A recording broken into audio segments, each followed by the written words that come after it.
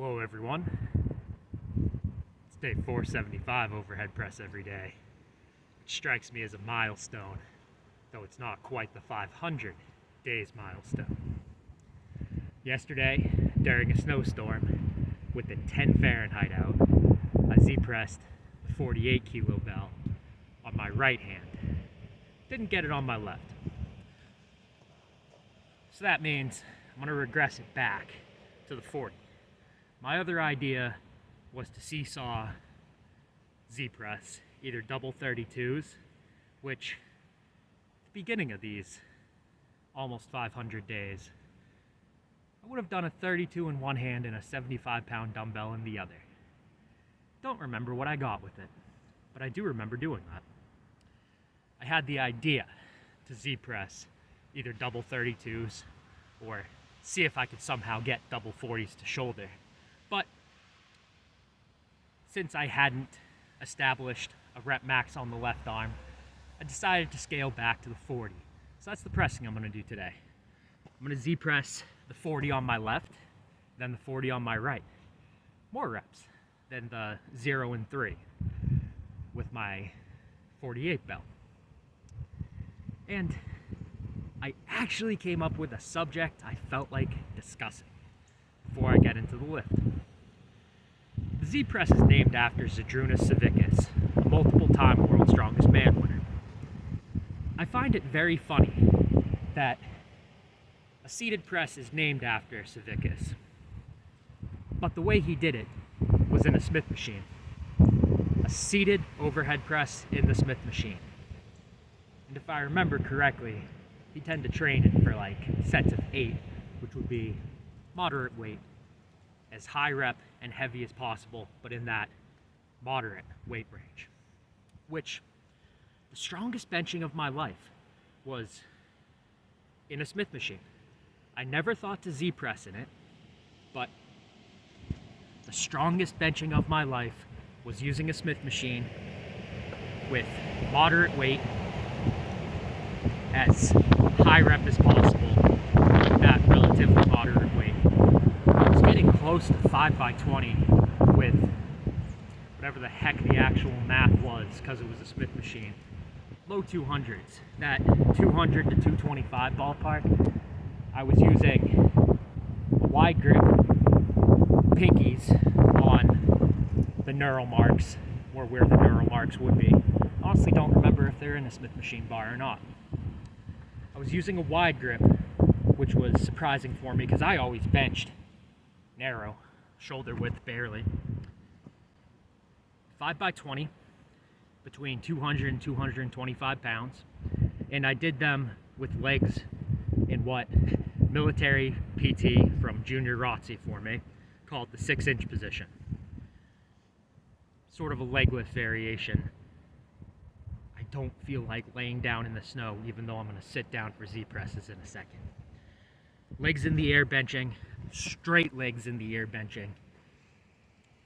5 sets of almost 20.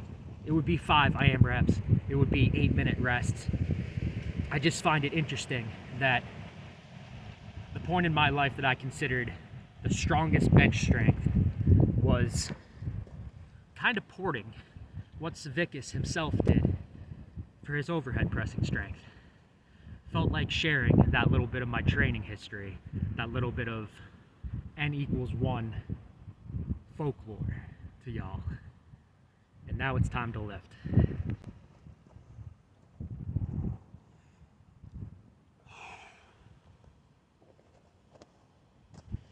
This is the 40 today instead of the 48, and it's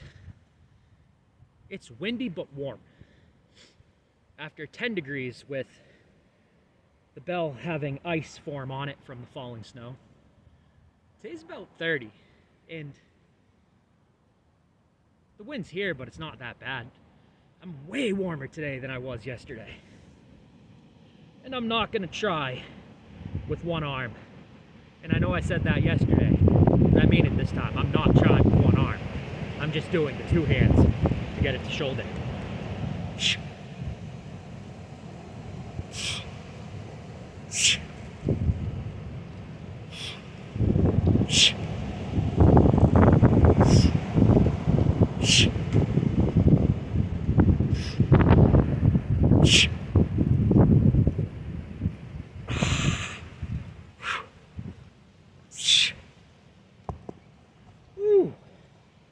That was hard.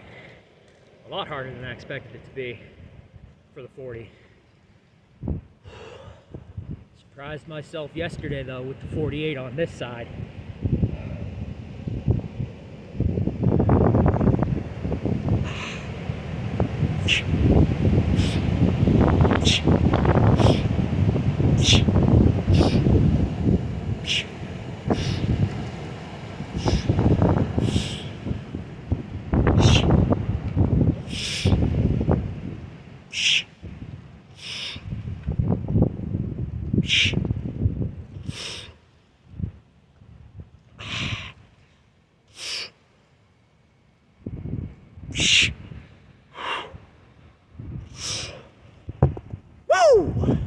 Not as loud a celebration as yesterday was. Double digits on the right arm. Happy with that. Woo. That's going to be the totality of my kettlebell lifting today. I'm going to pick up the light sledge, do some front to backs on camera in a second. I'll do some bodyweight squats, some karate inspired kicks.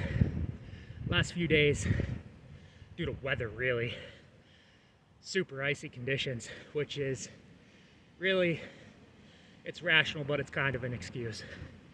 Been skipping the daily walks. Far too many of them the past week. Something like 3 out of 5 I've missed. Handstands, do them most days.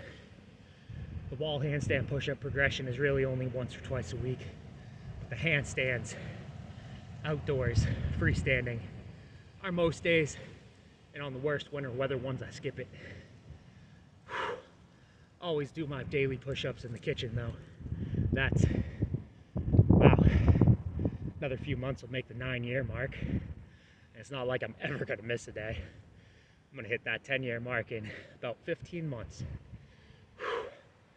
May of next year. Now, talking about kettlebell Z presses I just did. It's taking the leg drive out of the equation. You're making it very much Captain Upper Body Man.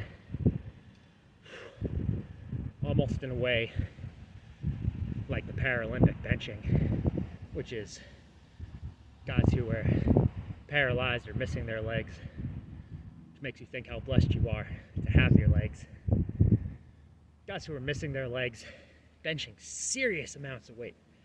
And this is kind of your closest version to that, taking the legs out of the equation, just going upper body. What I think is interesting though is, yeah, this is on paper, shoulder and tricep isolation. But the thing that was most sore, really, I had soreness in 2 things from those 48 yesterday. The 48 kilo Z presses yesterday, I had some trap soreness, which my traps have always been pretty high activation. Anything that even touches them slightly, I tend to be able to feel it. If anything's a new stimulus, I can feel it in my traps right after. I had trap soreness this morning, but man, do I have some ab soreness on the opposite side of the working arm. Left side of my abdominals is sore from skewed towards the right pressing yesterday, because all I did was a couple fails with the left, but got 4 completed reps and 2 failures with the right. And today, where I went, oh shoot, I lost track. What did I hit? I'll see it in my own video when I do the video editing. 5 reps with the left, 10 reps with the right. And man, the left side of my abs during those 10 sets with the right, that's what I was feeling. That's what was working hardest from 1 bell, kettlebell, heavy Z press. It's a fun variant. Definitely going to keep these in more regularly. I'm not worried about not training legs because, well, everything kettlebell for me involves shouldering it. And so long as I'm not doing a Z press, That means I'm doing a lot of cleans just to be able to press. And this year, I've been doing bodyweight squats every single day. It's not 20 reps with 300 plus on a barbell, but it's a little bit of leg stimulus that I didn't have until reworking it in. So I'm not worried that my kettlebell work on paper is all shoulders. But all shoulders, it trains your legs and hips anyway. That's the beauty of the clean and press. Dan John, Bill Starr before him, all the old time 50s, 40s, 1930s authors who talked about clean and presses. Perry Radar did, that or the clean and jerk, spoke of it for 20 rep sets as a all-around everything training method, like super squats, but with clean and jerk, or even clean and push press, or even clean and press. It's been said by many people before me, and I'm just, my individual N=1, running this backyard, what was Cold Air Barbell Club, when I lifted the barbell still, it's now become the Cold Air Kettlebell Club. I'm running my own N=1 experience, experiment, experience, journey, all of those things. I'm running my own N=1 experience with kettlebell pressing as a means of all-around strength training. Strength training simplified, boiled down to its most basic choice of movement. One, the clean and press. One bell. Warm enough to not see my breath. See you guys tomorrow. You see the T-Rex?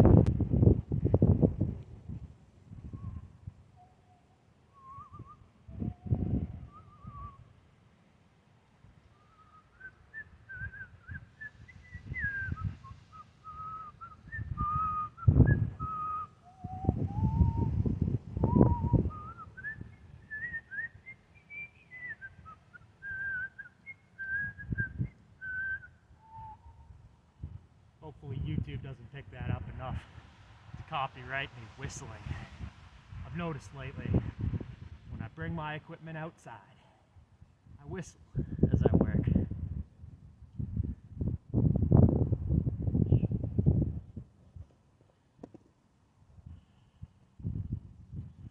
Switch hands.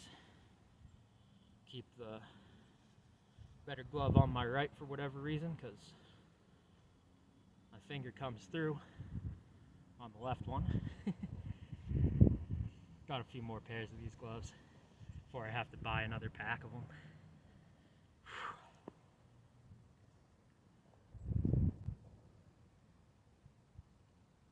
I'm doing it a little different than I normally do. Normally I come to the shoulder and then go away.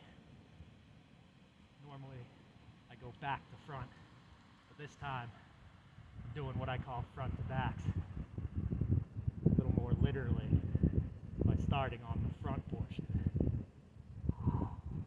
As I said in video the other day, this entire thing is a wrist and grip involved shoulder isometric exercise. This is a front raise hold, a lengthy front raise hold, especially when I hold the front for a length before ending the set.